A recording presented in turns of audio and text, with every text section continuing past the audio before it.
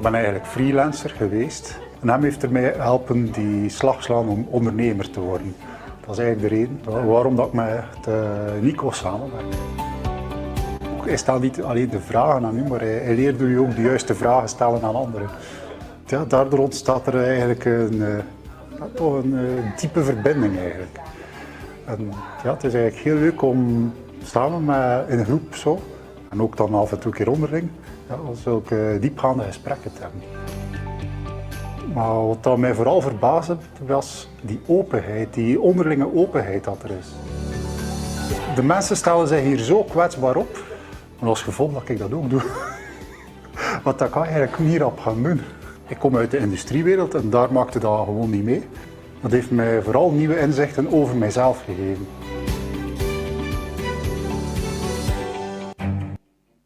Ik heb de workshop als heel positief ervaren. Vooral omdat alle deelnemsters, in dit geval deelnemsters, op zoek waren naar spiritualiteit. Dat was wat ze bond, maar niet op een zwevende manier. Dus wel op een concrete manier. En er was heel veel lol en plezier en openheid in de groep. Dus dat vond ik superleuk. Ja, de T van transformeren was voor mij het belangrijkste. Het gaat over grit, over integreren. Dus dat je dat in je leven zelf moet brengen en dat het eigenlijk de hele tijd doorgaat. Dus die transformatie is niet net als bij Harry Potter met je stok. Ik ben in 1 keer getransformeerd. Nee, dat je accepteert dat dat elke keer een beetje is. En dat er gewoon een groep is waar je gewoon ook mee kan praten. En dat niemand raar vindt als je bepaalde vragen stelt over spiritualiteit of wat houdt jullie bezig. En dat geeft wel in die zin rust dat andere mensen dat ook hebben.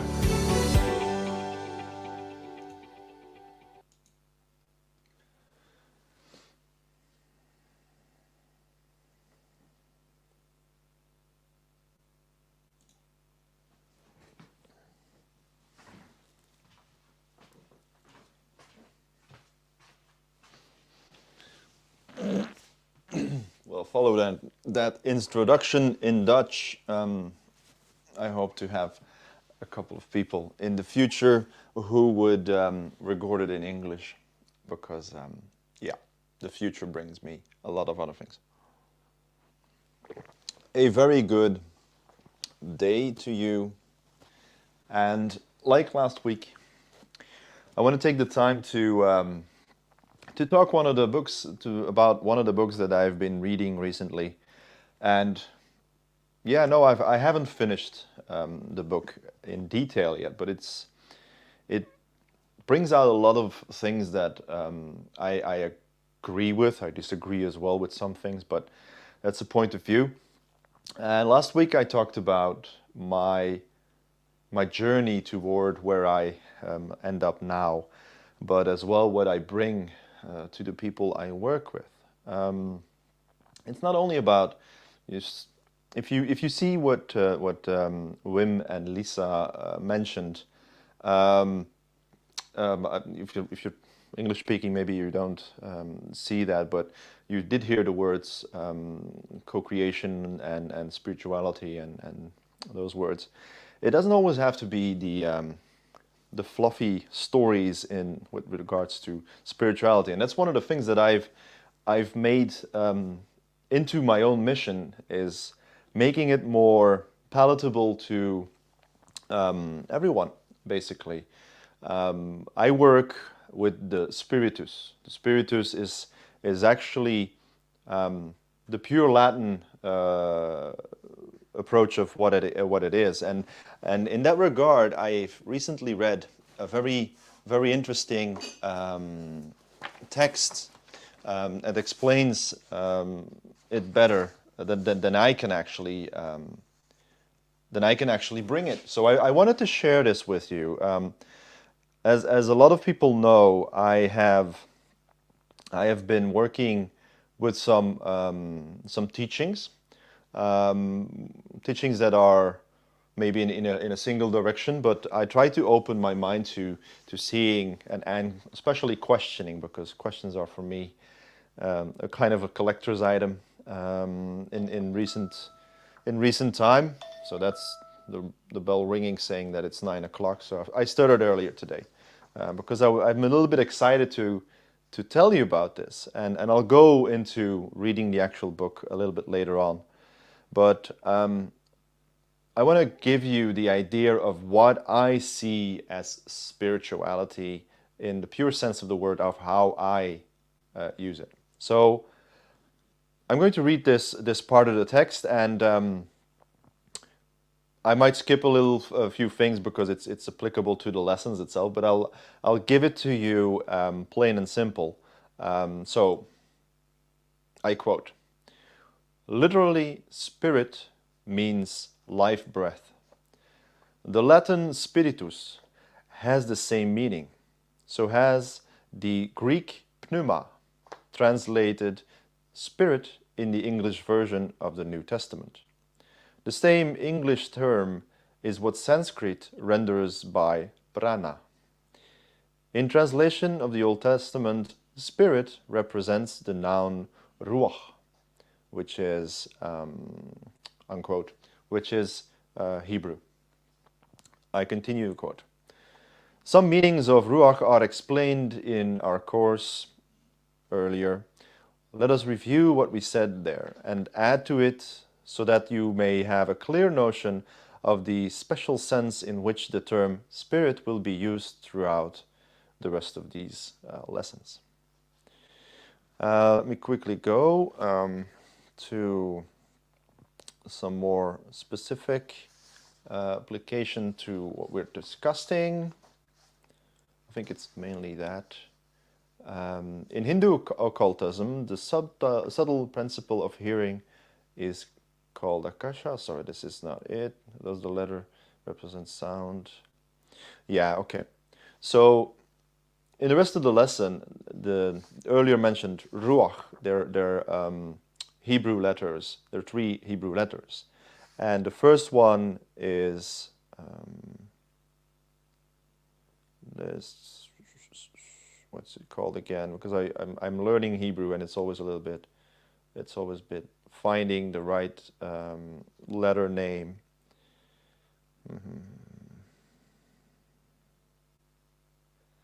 Resh. Yeah. Resh is like, it goes only like this. And Resh is also meant to be head, the head, the back of the head. And then you have Vav, which is more of a swirl, which is meant to be, let me see, nail. The Vav is nail. Is a connection, is also used as and. So it is using head and voice because the last shet is toward that direction. But in essence, the word spiritus, that's what I wanted to clear up. That I work with the mind, with the upper mind, with the higher than high of your own self. So, and in that regard, we have our let's say spirit, and we have our physical being, and we are in a physical world. So basically, both of them apply. We cannot have one without the other. And that's where I've learned in the past that I've met a lot of people who are into spirituality, but they tend to go into more the spirit realm story, and then it becomes a little bit more fluffy and not really grounded. And other people who are very grounded and do not talk about spirituality. And that's fine. It's all good. It's all perfect because we all have our own way of looking at these things, and I adapt to the person in front of me. Of course, in this case, I cannot because I don't know who's watching. Makes it a bit different in any case. But it's amazing on how one word has a certain load. So grit, that's another word that has a certain load, and I've put it in the text again. This is the second week I've planned to read from this book, which is from Angela Duckworth. Grit: Why Passion and Resilience Are the Secrets to Success. So, well, the definition of success is for everybody individual. It's like being rich or wealthy. It's very individual, and it's very applicable to your own perspective of the world. To my mind, being rich is maybe financially, but is also being rich in life, where you have everything that you desire, that makes you comfortable, that brings you joy, and that's for instance my partner, my wife, and my kids, who bring me joy. And sometimes they don't, and that's just part of who we are as human beings. We have our ups and downs. So, but on the other hand, you know, walking into the region where I live, we still have a lot of open fields, and you know, just walking by and seeing a bird sitting on top of the fence of the cow pasture is also for me wealth. So I have the opportunity to do that if I want to. On the other hand, meeting people online in network meetings like I had this week on Tuesday is also being wealthy for me. In the end, it's one of those basic things where if you have food on your plate and you have the warmth of a home, and everything else for me becomes wealth. So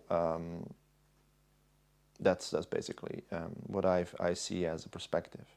Now, I wanted to read about a part in the book where it goes to there's a part on purpose, there's a part on practice, there's a part on interests. I want to more closely go to an actual statement that helps you straight off, because you know, reading the full book is a bit nuts.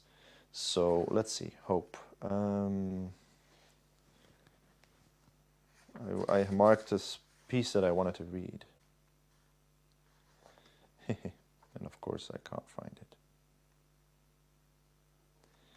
So let me read the part here. Let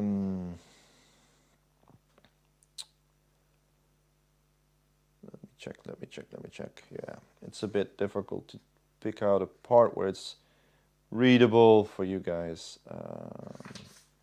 Where is it? Okay. Over the next few decades, Carol probed the persons she soon discovered that people just carry on. Okay, so I'll start by reading this part, and we'll discuss it afterwards.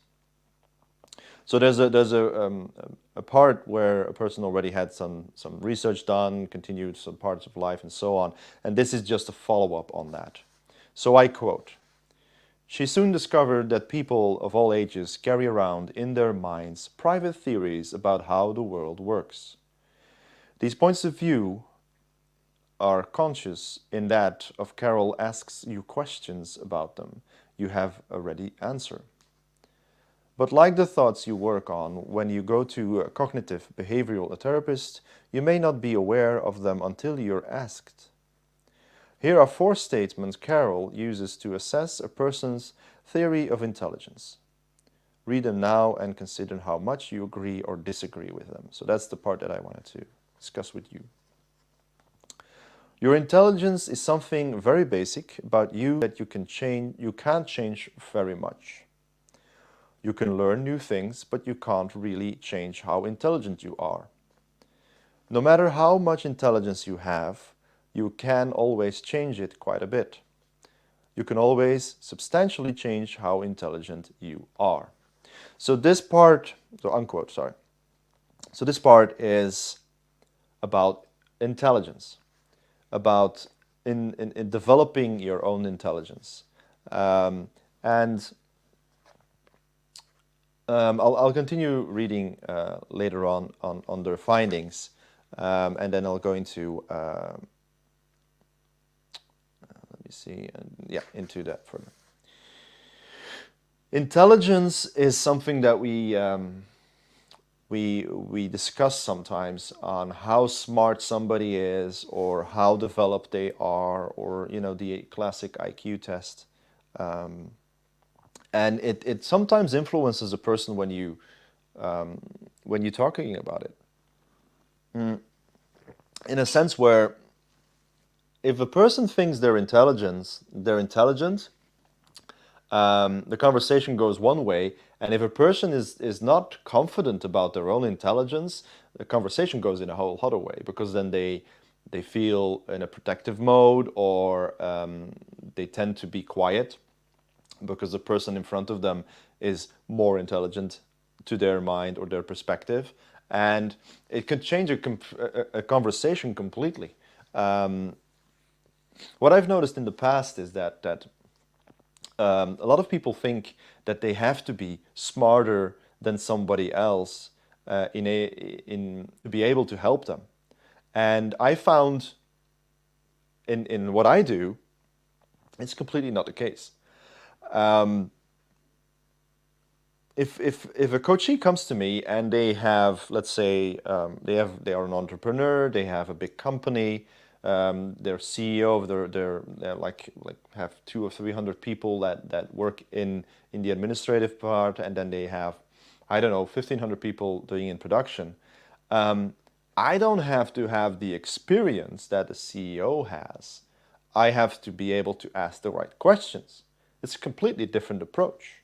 So I have to be the person that has to be curious and has to become more intelligent because of what they tell me. So that's a misconception that a lot of people tend to have. So that's why I don't agree with some of these statements. Your intelligence is something very basic about you that you can't change very much. I do not find that very relevant. If you look at children or babies, they learn continuously. So you become intelligent. Now you might have mental, physical, or other limitations when you have an accident, or let's say when you're born with deficiencies or whatever. But let's take a mainstream healthy person who has all his or her faculties. Because don't underestimate people who have their limitations. They can be very intelligent as well. They might not be able to express it, but in their own way, they are intelligent. So keep an open mind when you meet somebody. So basically, what I've learned in reading a lot of these books and lectures and had trainings on is that you don't have to be super intelligent to talk to anybody or to be a good influence on somebody. You just have to be yourself, because one of the things that I've learned when it comes to the spirit is that, and I can actually point to somebody who's done the research, and I find it amazing when he told me, Mixel is the person I'm talking about, is a professor, and he told me that he did research where he had a crowd of 3,000 people in a room listening to a keynote, and the idea was to have a hashtag, and people would just send their ideas, what popped up in their mind, and they would send it to a database. And he had a live feed running on his phone, and at some point while he was sitting in the room, he saw thoughts of other people appearing in the list that he just had a few seconds earlier. And it came down to the point where other people were seeing the same, because he wasn't the only one in the room, of course, that was monitoring that the collective mind was being created. And that's one of the things that for instance, Napoleon Hill, I'm a big fan of Napoleon Hill, and one of his statements is create a mastermind. Surround yourself with people who have a certain knowledge or a certain intelligence about things. So you yourself do not have to have all the knowledge. You don't need to do it alone. You can ask other people to guide you, to help you, to continue on broadening your own intelligence. So that's where I've seen results and actual people And that research is actually something that was funded. So it was really a research that was stamped as no more theory, actuality. And it's the same thing with, let's say, the collective intelligence of the gritters group. The people there, when they talk to each other and when they're in the group and we're doing the workshops, you see that there's a cross-pollination without really speaking out the words. Even if you're on a Zoom call with all the little pictures everywhere, everybody has a certain synchronization that starts to be created after a certain time. And the more the people talk to each other, the more they're working together, the faster that synchronization is being created. So you become collective intelligence. So the more that somebody comes into, it depends on how many times they come to my discussions or my meetings or they're in a session with me, the more I understand and start picking up their form of intelligence. Excuse me. They could be part of course, their way of explaining things to me and so on. Yes, of course, there's always a part that goes through your ears into your intelligence, but also there is a unseen connection. And I can only advise you to try to see if you have the same thing with people that you work with. So if you work in a company, and you got your colleagues and so on. Try to see if you're having a meeting, even if it's online or not. Try to see if you have at certain point you start to see what happens, and you're starting to feel that you see somebody's question being, before they actually ask it, and it's amazing when you become very conscious of what happens in a group. So one of the other things that I've there's a bit of background noise that's taking me off balance. Sorry for that. So that's one of the things I wanted to bring to your attention today, and share my knowledge and my experience with it. So group intelligence or solo intelligence is a continuous development. And if you can imagine that if intelligence is that way, I would think that a thing like grit would be the same. So grit is the idea of being able to push through and continue and be yourself and put your stuff into the world and etc. Being actionable and continuing even with all the adversity that you meet, headwind. So if you collect a group of people around you who are, the go-getters, and I can imagine I have one person that I work with right now, who's really, really there. She is, she's really a go-getter, and combined us two, it gives you really see that effect of we push each other a little bit further. And I have other people whom I work with, who also give me that same influence, that same effect. So once you become an entrepreneur, or an independent, or an iPro, or a freelancer, one thing that I can only advise you, and it's really up to you to go into that, and I know some people might say, well, it's difficult for me to do that, but think of it this way: if you don't do it, you lose a lot of opportunities. Try to find yourself and go into a location where you find people who are already doing what you want to do. And it sounds very logical, but do you actually do it? And I don't mean exactly what you do yourself. If you have your own way of own product, your own service, whatever, it doesn't really relate to that. It relates to surrounding yourself with people that also want to put their thing into the world. And I have like 3 or 4 places where I do that right now. and it motivates me. And if I have, we all have down days. We all have days that the energy isn't like, well, we're going to get the world and everything's going to be done and blah, blah, blah. So when you go into those groups and you talk to a couple of people, your energy rises.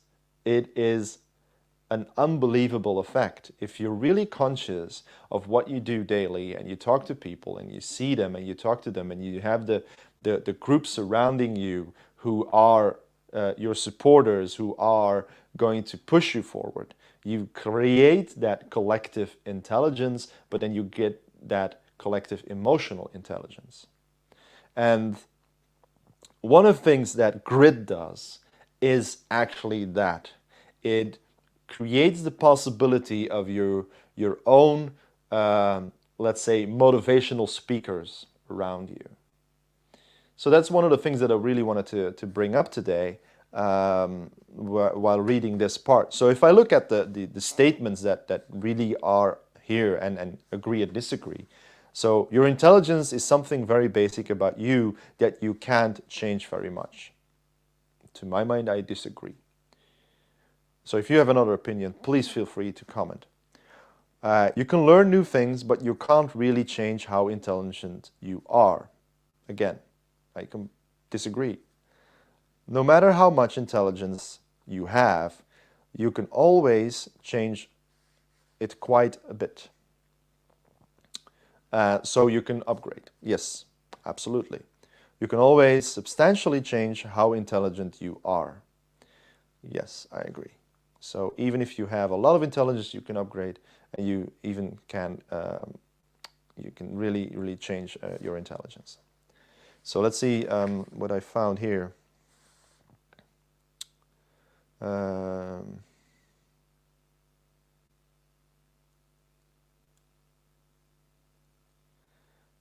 Yeah, it's not relevant. No, I didn't read anything that I would say, okay, that is added value.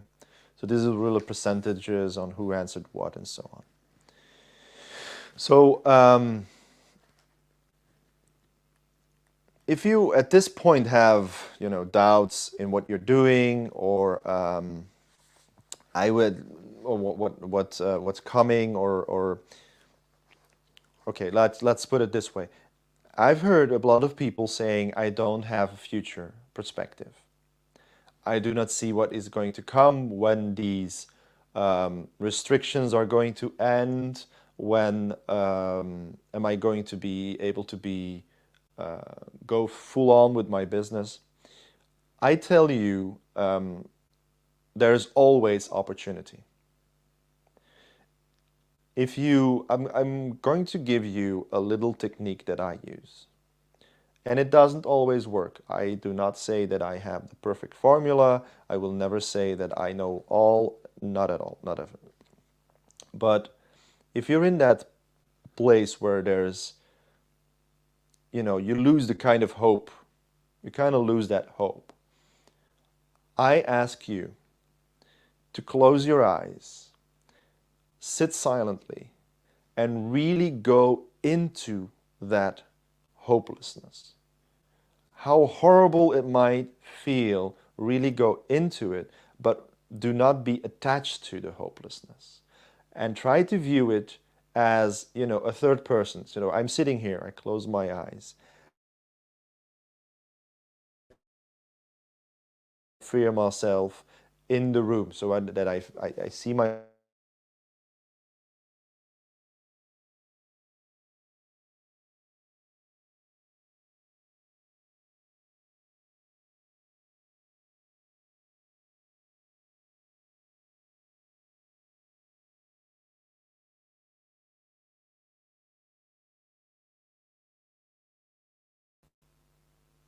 that was gone. Okay.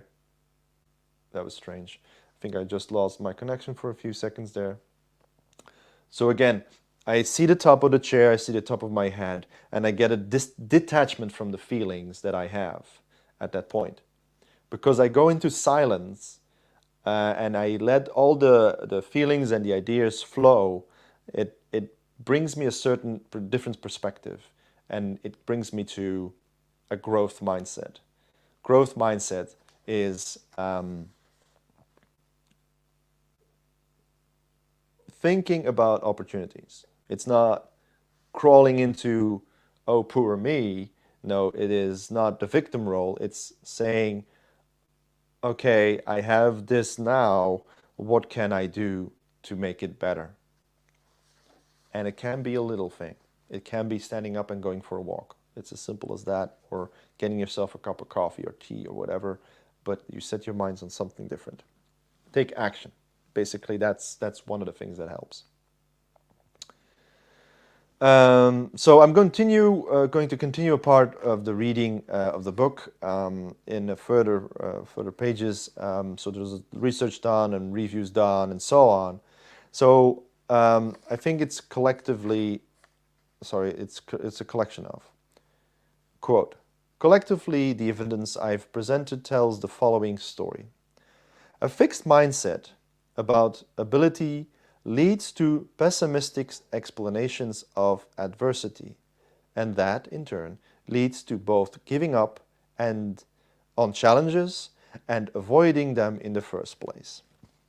In contrast, a growth mindset leads to optimistic ways of explaining adversity, and that, in turn, leads to perseverance and seeking out new challenges that will ultimately make you even stronger. So, growth mindset, optimistic self-thought, perseverance over adversity. Grit. My recommendation for teaching yourself hope is to take each step in the sequence above and ask, what can I do to boost this one? What can I do to boost this one? My first suggestion in that regard is to update your beliefs about intelligence and talent.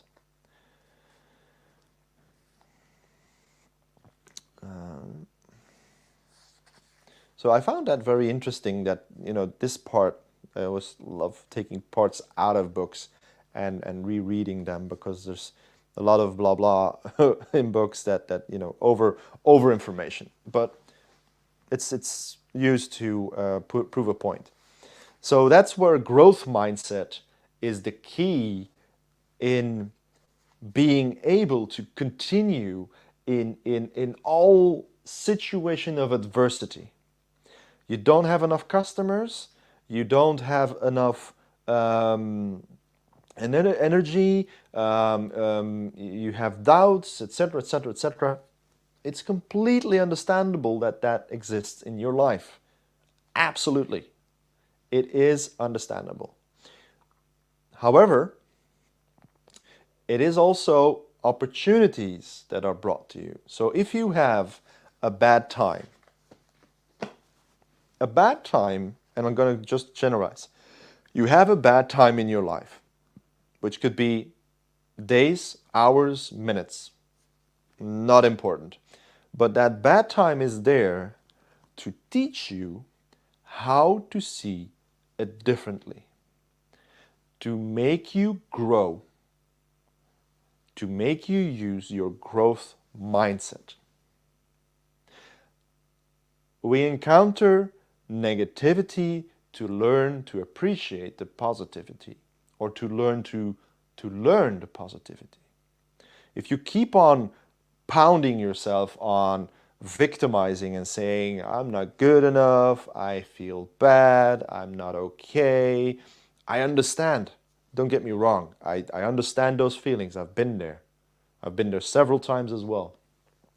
But what gets you out of them is the growth mindset, is seeing opportunities and really going into why are you feeling that way? Analyzing it.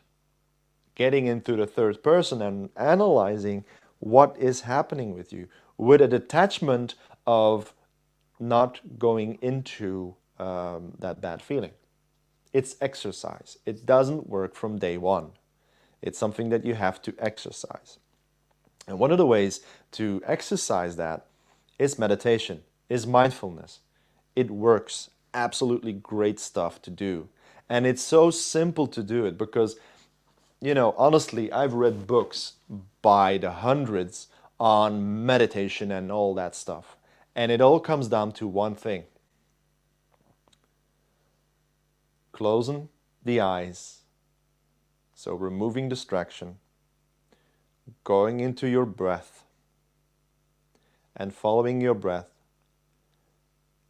and seeing things float by, creating a form of detachment from what you are experiencing, stepping back and just experiencing it as a detached event. That's what meditation is. So there's a lot of forms where you have visualization and guided meditations and so on. Yes, but they all have purpose. They always have a goal. But in the case of a growth mindset, you don't have a goal. There's no way of finding out any goal behind it at this point. You just have to live in the point where you have the negativity and see what happens. And your goal is to feel good. Yes, there's always that, of course, but you don't have to force it. If you force it, it becomes more difficult. So that's one thing that I wanted to give to you today, is that your intelligence, it can grow. The more people you surround yourself with a certain direction or a certain intelligence, you will pick up on that. You will learn from them, consciously and subconsciously. You will be motivated. You will find hope again.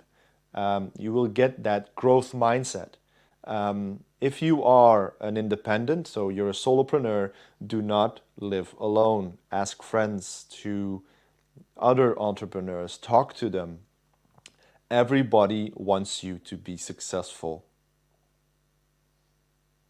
Yes, they do. And if somebody is there out there who doesn't want you to be successful, okay, do not talk to them. It's as simple as that.